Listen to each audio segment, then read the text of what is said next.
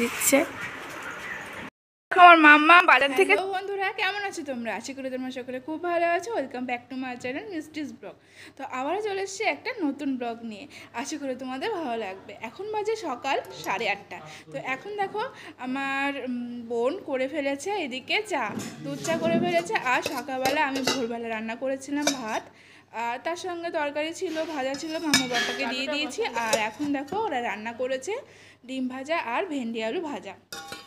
তো এখন সকালবেলা এই দিয়ে সবাই খাবে। আর দুধ গরম করা হয়েছে, বাবা খাবে। তো আমি এখন খাবো দুধ চা টোস্ট বিস্কুট দিয়ে। সকালবেলা উঠেই না খিদে পেয়ে যায়। তারপরে দেখো আমার এই কাজটা আমার বরাদ্দ যে আমি রুটি কটা বানাবো। তো এখন রুটি কটা আমি বানাবো, সঙ্গে চা খাবো।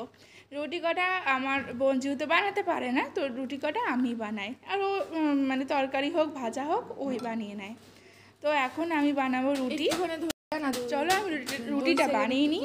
সকালবেলা খাওয়া দাওয়া করতে হবে। মাম্মাম এখনো ঘুম থেকে ওঠেনি, মাম্মাম ঘুম থেকে উঠবে।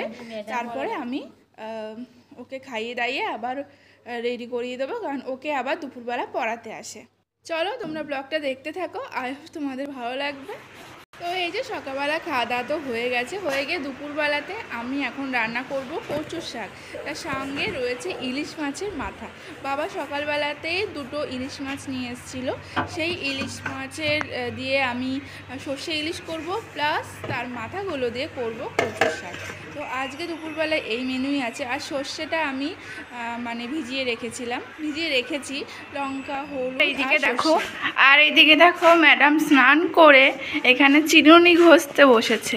বাইরের দৃশ্য দেখছে, আর এই যে চিরুনি ঘষছে। চিরুনিও প্রত্যেক দিনই বোধহয় নোংরা হয়, শুধু ঘষতেই থাকে চিরুনি। না না, আমি শ্যাম্পু করার টাইমেই পরিষ্কার করে নিই, কারণ মাথার হেয়ারগুলো ওয়াশ করতে হয়, ওর জন্য চিরুনিটাও ওয়াশ করে নিলে ভালো। এটা ঠিক। তোমরা যদি মাথা ওয়াশ করবার পরে চিরুনিটাও ওয়াশ করে নাও তাহলে কিন্তু ভালো হয়। দিন মতো রোজই করা উচিত, হেয়ার স্ক্যাল্পে অনেক নোংরা জমে বাইরে টাইরে গেলে। তো অত বেশি তো বাইরে যাওয়া হয় না। ঠিক আছে।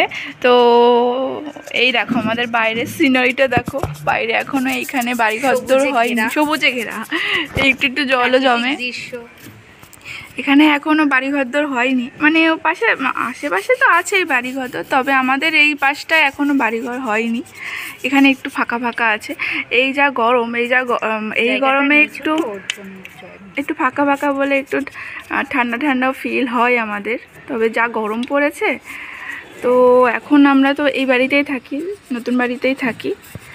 তো চলো এখন রান্না বান্না করবো। আমার মামা বাজার থেকে চলে এসেছে, ঠাম্মির সাথে বাজারের থেকে চলে এসেছে, আমাকে এসে ললিপপ দিচ্ছে। এ মা, খেয়ে বেরোছো? কেক এনেছো? মার জন্য কেক এনেছো? তোমাকে আমি রোদ্দুরে যেতে বারণ করেছিলাম, কেন গেছো? হ্যাঁ, চলে এসো, জামা কাপড় খুলে দিই। মা খাইয়ে দিই। কি কেক নিয়ে এসছো? Star cake. বাড়ির ছেলেরা আর হলো বাড়ির পুচকেটা যেহেতু খায় না ইলিশ মাছ, তো সেই জন্য এখন নিয়ে এসছে চিকেন। তো তাদের জন্য চিকেন রান্না হবে।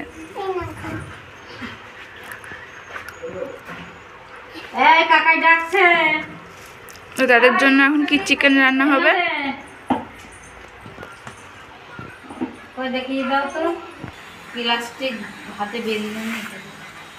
তো এই যে মা এখন কচুগুলো কেটে দিচ্ছে, মানে কচুর ডাঁটাগুলো এগুলো কেটে দিচ্ছে। এগুলো যেহেতু আমরা পারি না কাটতে, মা এখন কেটে দিচ্ছে।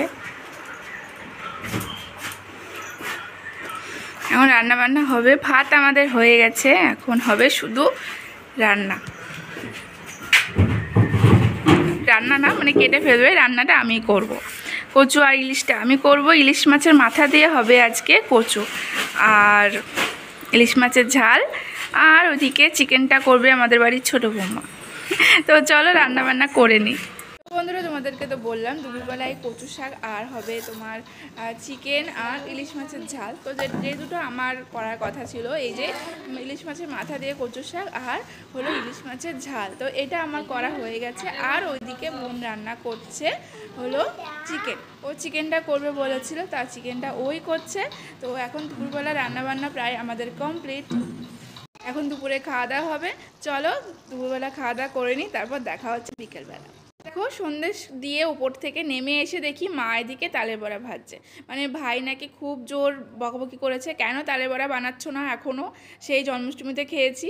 তো ওই জন্য মা এদিকে তালের বড়া বানাচ্ছে। তালের বড়া কি বানাতে আমরাও পারি, তবে তালের সে শাঁসটা বের করতে হয়, ওটা বের করতে খুব ভালো পারি না। তো মা এখন বানাচ্ছে, মানে বড়দের হাতে এইসব জিনিস খেতে বেশ ভালোই লাগে বলো, ওরা এক্সপার্ট। মাম্মা এইদিকে পড়াশুনো করছে। তুমি পড়াশুনো করছো? পড়াশুনো তো না, সব পেন্সিলগুলো উনি ভাঙছে। এবার পড়তে বসো। বলে দাও। আর একটু জনি জনি বলো, বলো। আচ্ছা ঠিক আছে, বলতে হবে না। তাহলে বন্ধুরা আজকে ব্লগটা এই তালের বড়া দিয়েই শেষ করলাম। ব্লগটা ভালো লাগলে একটা সাবস্ক্রাইব করে দিও, আর যদি তোমাদের আমার ভিডিও ভালো লাগে অবশ্যই একটা লাইক করে আমার পাশে থেকো। আর হ্যাঁ, কমেন্ট করতে ভুলবে না, কমেন্ট করলে না অনেকটা মোটিভেট হয়। তাহলে ভালো থেকো, সুস্থ থেকো, দেখা হচ্ছে নেক্সট ব্লগে।